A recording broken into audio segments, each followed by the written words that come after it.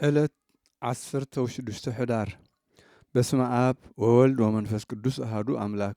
ዕለት 16 ሕዳር በዛ ዕለት እዚኣ ናይ ቅዱስን ቡሩኽን አቡናፍር ገዳማዊ ኣብ መእተዊ ሃገረ ምስሪ ቅዳሴ ቤተ ክርስቲያኑ ዝኾነሉ እዩ። ጸሎቱን በረኸቱን ምሳና ይኹን ዘለዓለም ዓለም አሜን። ሰላም ለቅዳሴ ቤትከ በአፋ ሃገር ዘምስር እንተሃነጽዋ ኬነውት ወጠበብተ ምድር። ኦ ገዳማዊ አቡናፍር ጸለለከ እምሃሩር ወከደነከ እምቁር እምነ ርእስከ ወጽህምከ ዘወረደ ጸጉር። ሰላም ንቅዳሴ ቤትካ ኣብ መእተዊ ሃገር ናይ ምስር ዝሃነጽዋ ፈላጣት ጥበበኛታት ናይ ምድር። ኦ ገዳማዊ አቡናፍር ኣጽለለካ ካብ ሃሩር ከደነካውን ካብ ቁር ካብ ርእስኻን ጭሕምኻን ዝወረደ ጸጉር። በዛ ዕለት እዚኣ ቅዱስ ኣቦ ኣባ ዮሃንስ ሊቀ ጳጳሳት ናይ እስክንድርያ ዓረፈ። ንሱ ቁጽሩ ካብቶም 48 ኣበው ሊቃነ ጳጳሳት እዩ። እዚ ቅዱስ እዚ ካብ ሃገር ቆጵሮስ እዩ። ሃብታም ነበረ። ኣብ ሃገረ እስክንድርያ ተቐመጠ። ኣቦኡ ከዓ ገዛእ ሃገር ነበረ። ንሱ ዮሃንስ ከዓ ሰበይቲ ተመርዕዩ ውሉድ ወለደ። ድሕሪዚ ሰበይቱን ደቁን ሞቱ። ሽዑኹ ሁሉ ገንዘቡ ንድኻታትን ንመሳኺንን ሂቡ መንኰሰ። ዓብዪ ተጋድሎ ተጋደለ። ብጽድቂ ተቖሪኑ ምግባር ሰናይ ወሰኸ። ብምግባራቱ ብቕንዕቲ ሃይማኖቱ ብኣገልግሎቱ ብሕያውነቱ ብጽድቁ ንእግዚአብሔር ባህ ኣበሎ። ምእንቲ እዚ ኩሎም ኤጲስቆጶሳት ናይ ሃገረ ግብፂ ተሰማሚዖም ብዘይፍቓዱ ወሲዶም ኣብ ሃገረ እስክንድርያ ሊቀ ጳጳሳት ሾምዎ። ኣብ መንበር ማርቆስ ወንጌላዊ ተቐመጠ። ብጸጋ መንፈስ ቅዱስ ወንጌል ኣንበበ። ብርሃን ሽሞቱን ክህነቱን ኣብ ኩሉ ቦታ ኣብርሀ። ተኣምራትን መንክራትን ገበረ። ንድኻታትን ንመሳኺንን ብዘይ ምቁራጽ ዝደለይዎ ዝኾነ ይህቦም ነበረ። ምእንቲ እዚ ዮሃንስ መሓሪ ተባህለ። ብኣይሁድን ኣረማውያንን ከዓ ዘደንቕ ኮነ። ኣብቲ ገድሉ ከም ዝተጻሕፈ ኣጸቢቖም ይፈርህዎን የኽብርዎን ነበሩ። ንመጓስኡ ብጽቡቕ ክንክን ሓለዎም። ንእግዚአብሔር ከዓ ባህ ኣበሎ እሞ ብሰላም ዓረፈ። በረኸቱ ምሳና ትኹን ዘለዓለም ዓለም አሜን። ሰላም እብል ሊቀ ጳጳሳት ኬሪ ኃጢአተ ሕዝብ ዘያስተሰሪ እንዘይዘሩ ንዋዮ በተሰፍዎ አስብ ደሃሪ እስመ ኢፈቀደ ምንተ ተረፈ ነዳያን ያጥሪ ወበእንተዝ ተሰምየ ዮሐንስ መሃሪ።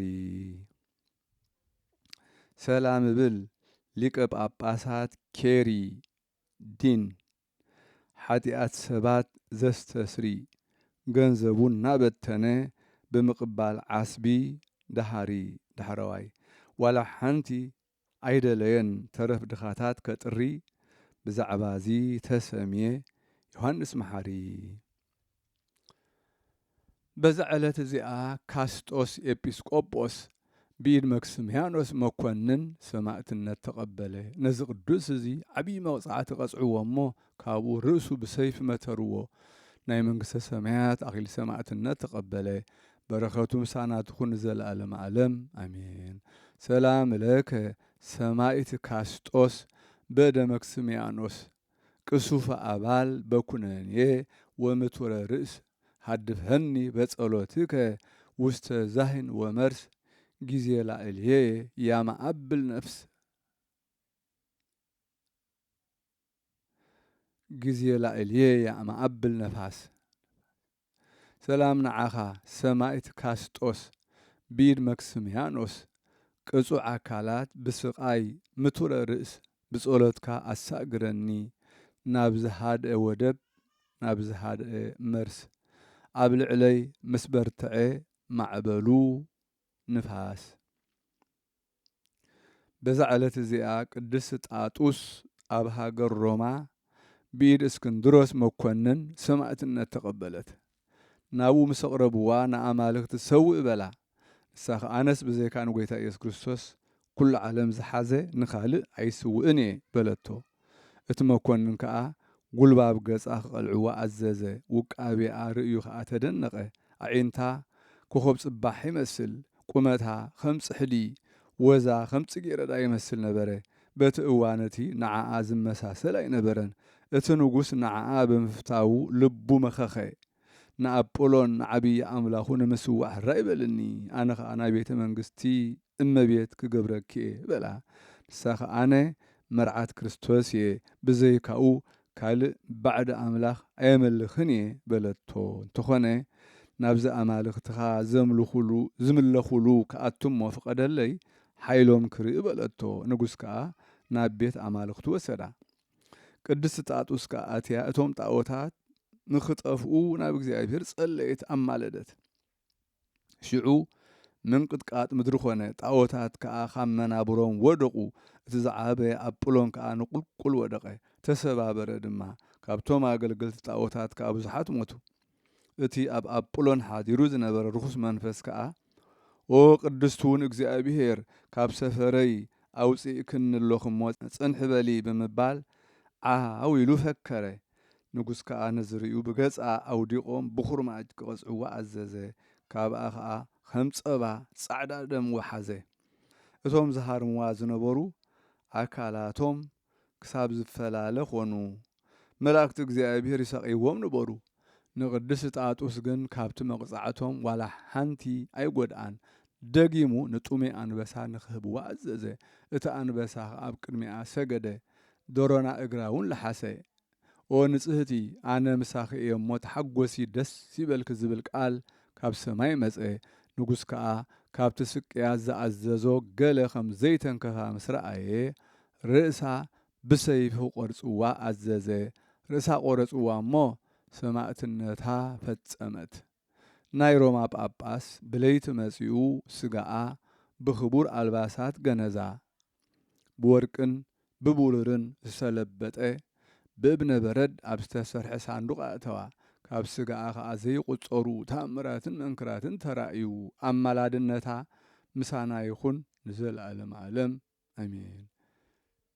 ሰላም ለጣጡስ ስርጉታ አፍአ ወውስጥ በምግባር ፍጹም ወበሃይማኖት ስሉጥ አመኮነ ስምዓ እንበለ ተምያጥ አህምሞ ስጋሃ ይክህሉ አስዋጥ ወጸበለ እግራ ለሃሱ አናብስት መሰጥ ሰላም ለጣጡስ ተሸለመት በደገ በውስጥ በፍጹም ምግባር በሃይማኖት ስሉጥ ሰማይት ምስኮነት በዘይ ግልጽ ምልጽ በሕማም ስጋአ አይከአለን ኩርማጅ አስዋጥ ጸበል እግራውን ለሓሱ አናብስት መንጠልቲ አናብስ መሰጥ በዛ ዕለት እዚኣ ናይ አባ ዳንኤል መነኮስን አኖሬዎስ ንጉስን ዝዝከሩሉ መዓልቲ እዩ እዚ አባ ዳንኤል ኣብ ገዳም አስቄጥስ ኣብ ደብረ አባ መቃርስ ኮይኑ ዝጋደል ዝነበረ እዩ 40 ዓመትን መንፍቅን ማለት 6 ኣዋርሕን እንጌራ ኾነ ዓሳ መዓር ወይ ዘይቲ ኸይጣዓመ ቆጽልን ማይን ጥራሕ እናተመገበ ነበረ ድሕርዚ ነዊሕ ዓመታት ናይትም ክትሕሊና መጾ ብልቡ ከአ ኣብዚ ገዳም አስቄጥስ ካብ ዝነብሩስ መን ኣሎ ኸማይ ነዚ ኸቢድ ድኻም ዝተዓገሰ ኢሉ ሓሰበ መሓር እግዚአብሔር ከአ መልአኹ ልኢኹ ከም ዝበሎ ንምንታይ ደኣ ክንዲ ዝኸውን ጽቡቕ ዘይኮነ ትምክሕቲ ትምካሕ ጎይታና ኢየሱስ ክርስቶስ ብዘይካ ትሕትና ካልእ እኮ ኣይደልን እዩ በሎ አባ ዳንኤል ከአ ነቲ መልአኽ ወጎይታይ ካባይ ዝሓይሽ እንተሎ በል ንገረኒ እሞ ኣነ ከአ ናብኡ ክኸይድ ክርእዮ ብዛዕባ ዝተመካሕክዎ ከአ ንኣምላኸይ ክዕረቐኒ ክልምኖ በሎ እቲ መልአኽ ከአ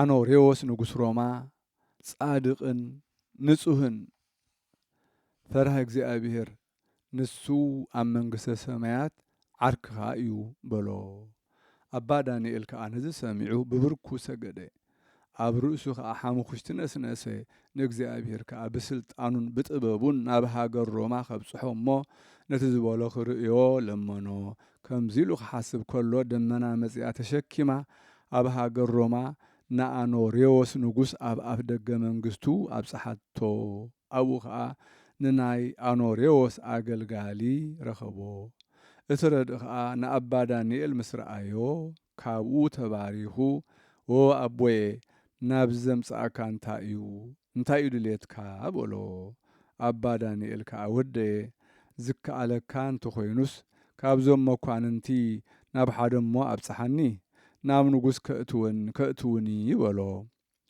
እቲ ረድኢ ድማ ኣነ እንተእተኹኻኸ ክትኣቱ ኣይትደልን ዶ በሎ ኣባ ዳንኤል ከዓ እንተኽኢልካ ደኣ ኣእትወኒ እምበር እግዚኣብሔር ይባርኽካ በሎ መሊሱ እቲ ረድኢ ኣቦይ ምርኣይ ምድራውን መዋትን ንጉሲ እንታይ ጠቕመካ በሎ ኣባ ዳንኤል ከዓ ኣምላኸይ እንተዘይእዝዘንስ ናብዚ ኣይመጻእኩን በሎ ረድኢ ከዓ በል ቁሩብ ተዓገሰኒ ንጐይታይ ዘድልዮ ክሳብ ዝዕድግ በሎ ሽዑ እንጌራ ጨው ቆጽለ መጽሊ ኣሕምልቲ ከምኡውን መጺጽ ነገር ገዚኡ ንኣባ ዳንኤል ምስኡ ሒዝዎ ናብ ንጉስ ኣኖሬዎስ ምስኡ እውን ብጻዩ ኣውሎጊስ ዝስሙ መነኮስ ናብ ዘለውዎ ወሰዶ ኣኖሬዎስ ከዓ ካብቲ ዘመሓድረሉ ቤት ጽሕፈት ቤት ፍርዲ ምስ ተመልሰየ ማቕ ተኸዲኑ ኣስኬማ ወይ ቆቡዕ ንጹህ ለቢሱ ከም ልማዱ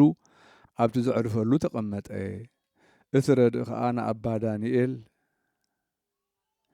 ኣብቲ ኣፍ ደገ ኣብፅሑ ሓደጎ እሞ ኣተወ ድማ እቲ ንጉስ ከዓ ረኣዮ እሞ ነቲ ረድኡ ኣታ ነባ ዳንኤል ኣብ ኣፍ ደገ እትገድፎ ወይ ተቁሞስ ዓሻ ዲኻ በሎ እዚ ምስ በለ ምስ ብጻዩ ኣውሎጊስ ወፂኡ ኣብ እግሩ ሰገዱሉ ሰላምታ ተለዋዊጦም ድማ ናብ ውሽጢ ቤት ኣእትዮም ተቐመጡ ተሰዓቱ ሰዓት ማለት ሰዓት 3 ምስ ኮነ እቲ ረድኢ መግቢ ቀረበሎም ተንሲኦም ከዓ ሓቢሮም ጸለዩ ኣባ ዳንኤል ግና ምብላዕ እንጌራ ፈርሀ ምክንያቱ ከይሕምሞ ጎይቶተይ እንጌራ ዘይበላዕካ ኢልኩም ኣይትቋየቁኒ ይቕሬታ ግበሩለይ ብትዕቢት ዘይኮነስ ከይሓምም ፈርህየ በሎም ንሳቶም ከዓ ከምቲ ልማዱ ቆጽሊ ሃብዎ እሞ በልዐ ድሕሪ መግቢ መኣዲ ምስ ተላዕለ ጸሎቶም ፈጺሞም ንጉስ ኣኖሬዎስ ንባ ዳንኤል ካበይ መጺእካ ኢሉ ናይ ምምጽኡ ነገር ሓተቶም እሞ ኣባ ዳንኤል ግና ኣነ ብትእዛዝ ጐይታ ኢየሱስ ክርስቶስ የመጽእየ ዘለኹ ዝከኣለካ እንተኾይኑ ናብ ንጉስ ኣእትወኒ በሎ ኣኖሬዎስ ከዓ በል ጽባሕ ከእትወካ እየ በሎ ንጽባሒቱ ንዓይኒ ዘንጸባርቕ ልብሰ መንግስቱ ለቢሱ ኣብ መንበሩ ተቐመጠ ነባ ዳንኤል ከዓ ኣእተዎ ምስ ረኣዮ ግና ፈርሀ ቀጥቀጥ በለ እቲ ረድኢ ከም ዝፈርሀ ርእይዎ ካብኡ ወሲዱ ናብ ሰፈሩ ናብቲ ዘዕርፈሉ መለሶ ኣኖሬዎስ ከዓ ፍርዱ ምምሕዳሩ ወዲኡ ልብሰ መንግስቱ ኣቐሚጡ ልብሰ ምንኩስና ለቢሱ ናብ ሰፈሩ ኣተወ ኣባ ዳንኤል ምስ ረኣዮ እንታይ ደኣ ናብ ንጉስ ዘየእቶኻኒ እሞ እቲ ኣብ ልበይ ዘሎ ክነግሮ ካብኡ ከዓ ናብ ቦታይ ክምለስ በሎ